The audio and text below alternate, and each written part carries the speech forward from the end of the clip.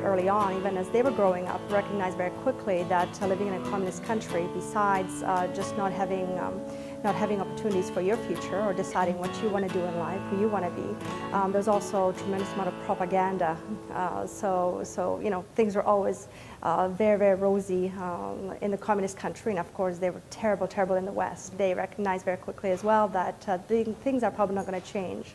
So the only way for life to be better for my sister and I would be to leave, to escape, and look for a better future elsewhere. So when we crossed the border, we actually went to Vienna. This was in Austria, and you had to go to a accepting refugee camp. I was 10, my sister was 18 months. When you don't know if you're going to be sent back or which country is going to accept you and what your future is going to be like, it's pretty traumatic for 10 months. When we first came to Canada, you know, we were thrilled to come. We were thrilled to be accepted.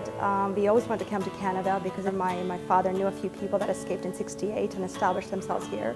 The beginnings were rough, as it is, I think, for every immigrant. We had our first Christmas here, and we lived in a small apartment on Main Street, and it was my mother and my father and my sister and I sitting there, and my mom said, "Only the four of us all alone for Christmas. Where's the family? We don't have any family here." And my father said to her, "Don't worry, Marta.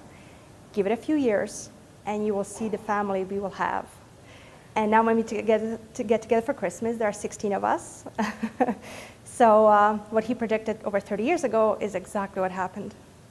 So I got involved in Fidelio because actually my sister reached out to me and said, "Martina, have you read this? They're looking for refugee volunteers to participate in some way in this performance, and do you want to do it?" And I said, "Well, absolutely." And we both kind of agreed that this is a no-brainer because as Canadian as we have become and as long as we have lived here, we always in our hearts remember how we started, that Canada accepted us, and we always feel a bit like refugees, but Canadian refugees.